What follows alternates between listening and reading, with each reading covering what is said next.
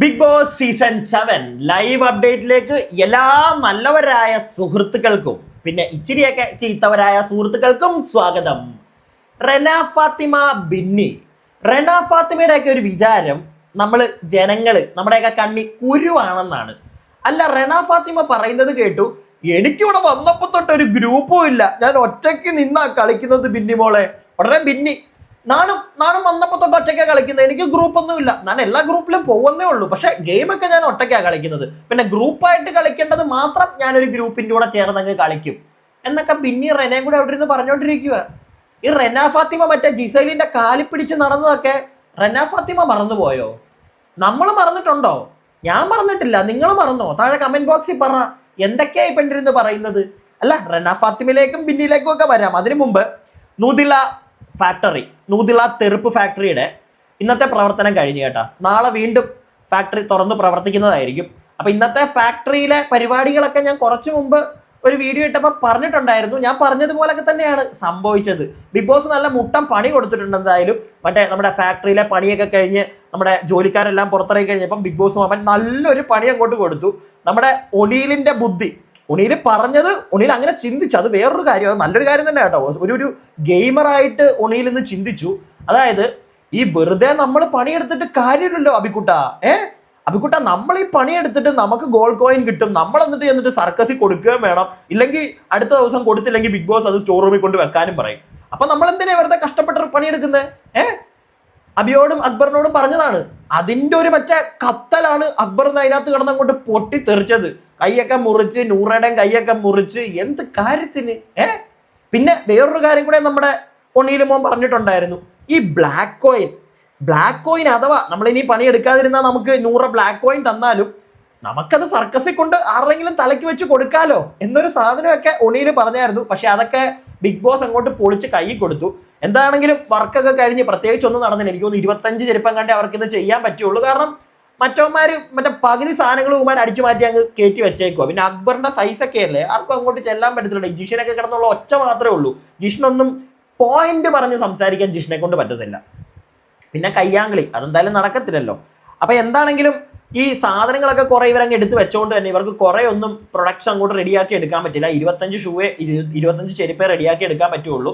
പിന്നെ നമ്മുടെ ഓൾറെഡി ഇന്നലെ നൂറയുടെയിൽ 2 ബ്ലാക്ക് കോയിൻ ഉണ്ട്. അത് ആർക്കും കൊടുക്കാത്തതുകൊണ്ട് തന്നെ നൂറയുടെയിലാണ് ആ 2 ഇരിക്കുന്നത്. എന്തായാലും പണിയൊക്കെ കഴിഞ്ഞ് പുറത്ത് ബാക്കിയുള്ളവർ നമ്മുടെ ബിന്നി, ആദില, ജിഷിൻ, പിന്നെ നൂറ, ഇന്ന് മുതലാളിയും കൂടെ ഇറങ്ങി പണിയെടുത്ത്. കാരണം മുതലാളിക്ക് അറിയാം, അല്ലെങ്കിൽ മുതലാളിക്ക് പണി കിട്ടുമെന്ന്. അപ്പൊ എന്തായാലും പണിയൊക്കെ കഴിഞ്ഞ് ബാക്കിയുള്ളവർ പണിയെടുക്കാതെ എല്ലാവരും കൂടെ പുറത്തിറങ്ങി ലിവിംഗ് ഏരിയയിൽ വന്ന് ഇരുന്ന് കഴിഞ്ഞപ്പോഴത്തേക്ക് നമ്മുടെ ബിഗ് ബോസ് കാര്യങ്ങളൊക്കെ ചോദിച്ചു, എത്ര കോയിൻ ആർക്കൊക്കെ കൊടുക്കുന്നു. അപ്പം എനിക്ക് തോന്നുന്നു ബിന്നി, അതുപോലെ തന്നെ ആദില, ജിഷിൻ, ഇവർക്ക് 3 പേർക്കും 3 കോയിൻ വെച്ചിട്ട് നമ്മുടെ നൂറ കൊടുത്തു. അബിക്ക് 2 ബ്ലാക്കും അക്ബറിന് 1 ബ്ലാക്കും കൊടുത്തു. എനിക്ക് തോന്നുന്നു അബിക്കും അക്ബറിനും അങ്ങോട്ടും ഇങ്ങോട്ടും തിരിഞ്ഞു പോയതാണെന്ന്. കാരണം കൊടുക്കേണ്ടത് 2 അക്ബറിന് തന്നെയാണ്. കാരണം അക്ബറാണ് അവിടെ മെയിൻ ആയിട്ട് പണിയെടുക്കാൻ സമ്മതിക്കാഞ്ഞത്. പിന്നെ ബുദ്ധി അബിയുടെയും ഒനീലിന്റെയും കൂടെയാണ്. എന്താണെങ്കിലും കോയിൻസ് ഒക്കെ കൊടുത്തതിന് ശേഷം നമ്മുടെ റെന അവിടെ നിന്ന് ചോദിച്ചു, ബിഗ് ബോസ്, ഈ ബ്ലാക്ക് കോയിൻ സർക്കസിലുള്ള ഞങ്ങൾക്ക് ഇവർക്ക് തരാൻ പറ്റുമോ എന്നൊരു ചോദ്യം ചോദിച്ചു. അപ്പൊ നൂറയും അത് ഏറ്റുപിടിക്കുന്നുണ്ട്, ആര്യനും ചോദിക്കുന്നുണ്ട്. എനിക്ക് തോന്നുന്നു നൂറയോട് ഓൾറെഡി ബിഗ് ബോസ് പറഞ്ഞതാണ് കൺഫെഷൻ റൂമിൽ വിളിച്ചിരുത്തിയിട്ട് സർക്കസിലുള്ള ആൾക്കാർക്ക് ബ്ലാക്ക് കോയിൻ കൊടുക്കാൻ പറ്റത്തില്ലെന്ന്. പക്ഷെ ബാക്കിയുള്ളവരോട് പറഞ്ഞിട്ടില്ലായിരുന്നു.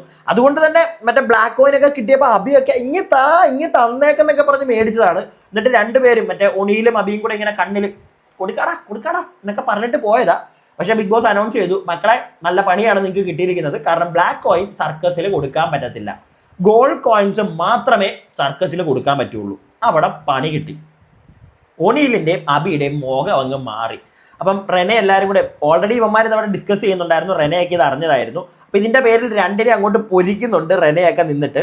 അപ്പൊ ഇതെല്ലാം കഴിയുമ്പോഴത്തേക്ക് നമ്മുടെ റെനെ അവിടെ നിന്ന് പറയുന്നുണ്ട്, പ്ലാൻ പൊട്ടി 2ന്റെയും പ്ലാൻ പൊട്ടി എന്നൊക്കെ അവിടെ നിന്ന് പറയുന്നുണ്ട്. ഇത് കേട്ടപ്പം പ്രത്യേകിച്ച് അബിയുടെ കിളി പോയി. അയ്യോ, എനിക്കാണല്ലോ പണി കിട്ടിയത് മൊത്തം. കാരണം 2 ബ്ലാക്ക് കോയിൻ അല്ലേ. നാളെ ഇനി ഇവന്മാര് കളിച്ചില്ല എങ്കിൽ ഇതിനകത്ത് വേറൊരു പണി ഇരിക്കുന്ന അവിടെയാണ്. ഇന്നിപ്പോ ഇവന്മാര് ഒന്നും ചെയ്തില്ല.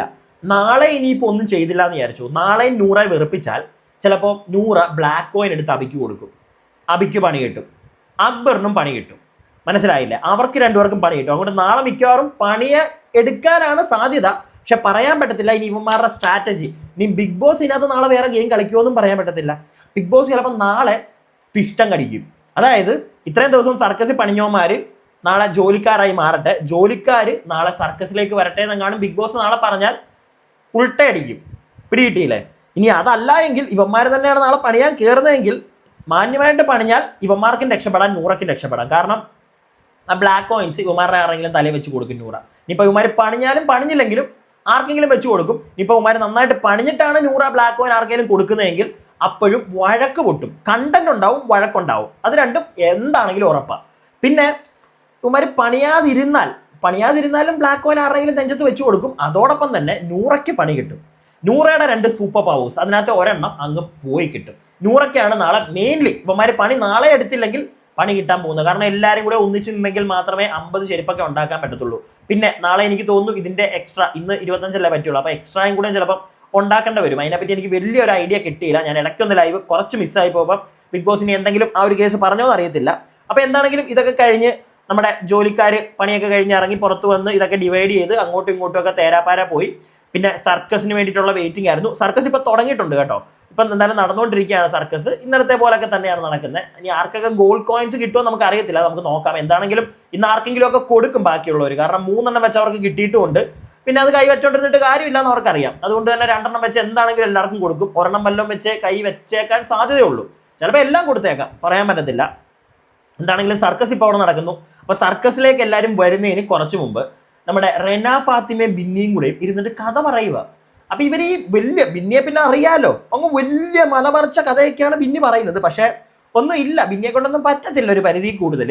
ഇപ്പം ജിഷിനെ കൊണ്ടും വലുതായിട്ടൊന്നും പറ്റത്തില്ല കേട്ടോ. അക്ബർ എന്ന് പറയുന്ന ഒരു ഗെയിമർ തന്നെയാണ്. ഓഫ്കോഴ്സ് അക്ബർ ഒരു ഗെയിമറാണ്. ഇന്ന് അതിനകത്ത് ഇത്രയും പ്രശ്നങ്ങൾ, ഇത്രയും കണ്ടന്റ് പുറത്തേക്ക് പുൾ ഔട്ട് ചെയ്യാൻ അക്ബറിനെ കൊണ്ട് പറ്റി. അതിപ്പം അക്ബർ ആയതുകൊണ്ട് മാത്രമാണ് നടന്നത്. ഇപ്പൊ ഉണിയിലും അബിയും കൂടെ ഇങ്ങനെ ഡിസ്കസ് ചെയ്തിരുന്നാലും ഇവർ പണിയെടുക്കാതെ മൂലയ്ക്ക് മാറി ഇരിക്കത്തേ ഉള്ളൂ. അല്ലാതെ ഇതുപോലെ മറ്റേ ഒച്ചയും ബഹളം ഉണ്ടാക്കി കണ്ടന്റ് ക്രിയേറ്റ് ചെയ്ത് സാധനങ്ങളൊക്കെ വലിച്ചു പറിച്ചെറിഞ്ഞ് ഇതൊക്കെ അവരെ കൊണ്ട് പറ്റുമെന്ന് എനിക്ക് തോന്നുന്നില്ല. അതൊക്കെ അക്ബറിനെ കൊണ്ടേ പറ്റത്തുള്ളൂ, അത് വേറെ കാര്യം. പക്ഷെ കുറച്ച് ചില ആൾക്കാർ നമ്മൾ ഒരു സൈഡിൽ നിന്ന് നോക്കുമ്പോഴത്തേക്ക് ഭയങ്കര ബോറായതുപോലെ തോന്നും. പക്ഷേ ഗെയിം അല്ലേ, ഇതിനകത്ത് ഇതൊക്കെ സംഭവിക്കും. അപ്പൊ എന്താണെങ്കിലും അതവിടെ നടക്കട്ടെ. നമ്മുടെ റെന ഫാത്തിമയും സർക്കസിലേക്ക് പോകുന്നതിന് മുമ്പ്, സർക്കസ് കാണാൻ പോകുന്നതിന് മുമ്പ് റെന ഫാത്തിമയും ബിന്നിയും കൂടെ ഇരുന്നിട്ട് കഥ പറച്ചില് വലിയ വലിയ കഥകളാണ്. ഞാനിവിടെ ഗ്രൂപ്പ് കളിച്ചിട്ടില്ല എന്നൊക്കെയാണ് ബിന്നി പറയുന്നത്. റെന ഫാത്തിമയും പറയുന്നുണ്ട് ഞാനും കളിച്ചിട്ടില്ല. ഞാൻ നേരത്തെ പറഞ്ഞ കണക്ക് അപ്പാനിയും അക്ബറും അവരൊക്കെ ഇരുന്നപ്പോൾ അവരുടെ കൂടെ പോയിട്ട് ഇരുന്നിട്ടേ ഉള്ളൂ, അല്ലാതെ ഗ്രൂപ്പായിട്ട്. സത്യം പറഞ്ഞാൽ ഇത് ബിന്നി പറഞ്ഞാൽ പിന്നെ ഓക്കെ, ബിന്നി അവിടെ എവിടെയൊക്കെ ചവിട്ട് നമ്മൾ കണ്ടിട്ടുണ്ട്. പക്ഷെ റെന ഫാത്തിമ ഇപ്പോഴാണ് റെന ഒരു ഗ്രൂപ്പ് വിട്ട് ഇറങ്ങാൻ തുടങ്ങിയത്, മനസ്സിലായില്ലേ? അത് ഈ വൈൽഡ് കാർഡ്സ് വരുന്നതിന് മുമ്പ് വരെ, അല്ലെങ്കിൽ അവർ വന്ന് കുറച്ച് ദിവസം കൂടെ അപ്പാനി പോകുന്നതോടെ വരെ ആ ഒരു ഗ്രൂപ്പിൽ നിന്നിട്ടുണ്ടായിരുന്നു. ആ ഗ്രൂപ്പ് എന്ന് പറയുമ്പോൾ അവിടെ ജിസയിലും ആര്യനും വരും. ഓഫ്കോഴ്സ് അവിടെ നിന്നാണ്, ആ ഒരു സേഫ് സോണിൽ നിന്നാണ് റെന കളിച്ചിരുന്നത് മൊത്തം. അതിന്റെ പുറത്തേക്ക് റെന വന്ന് കളിച്ചിട്ടില്ല. അതിന്റെ പുറത്തേക്ക് ഒരു തവണ കളിക്കാൻ ഇറങ്ങി. അന്ന് നൂതില അവരുടെ ഫാക്ടറിയുടെ പേരാ വരുന്നത്, നൂറ അടിച്ചൊതുക്കി ഒരു സൈഡിൽ അങ്ങ് ഇരുത്തി. അന്ന് കരഞ്ഞു കൂവി എന്തൊക്കെ ബഹളമായിരുന്നു. അതാണ്, അത്ര ഉള്ളു റെനെ കൊണ്ടല്ലാതെ ഒരു കണ്ടന്റ് മേക്കറായിട്ട് വലിയ ഗംഭീരമായിട്ടൊന്നും നടക്കത്തില്ല. അടിച്ചൊതുക്കാൻ ഒരാൾ നല്ല രീതിയിൽ ഇറങ്ങിക്കഴിഞ്ഞാൽ റെന മൂലക്ക് ഇരുന്ന് പോവും, അത്രേ ഉള്ളൂ. അപ്പൊ ഇതൊക്കെയാണ് അവിടെ സംഭവിച്ചുകൊണ്ടിരിക്കുന്നത്. പിന്നെ ഇപ്പൊ സർക്കസ് തുടങ്ങിയിട്ടുണ്ട്. രസകരമായിട്ടുള്ള ഒരു സർക്കസ് കാഴ്ചകളാണ് അവിടെ നടക്കുന്നത്. എന്താണെങ്കിലും ഞാൻ പോയി ബാക്കി കാണട്ടെ, എന്നിട്ട് അടുത്ത വീഡിയോയിൽ ബാക്കി അപ്ഡേറ്റ്സുമായിട്ട് വരാം. അതുവരേക്കും stay tuned and stay weird.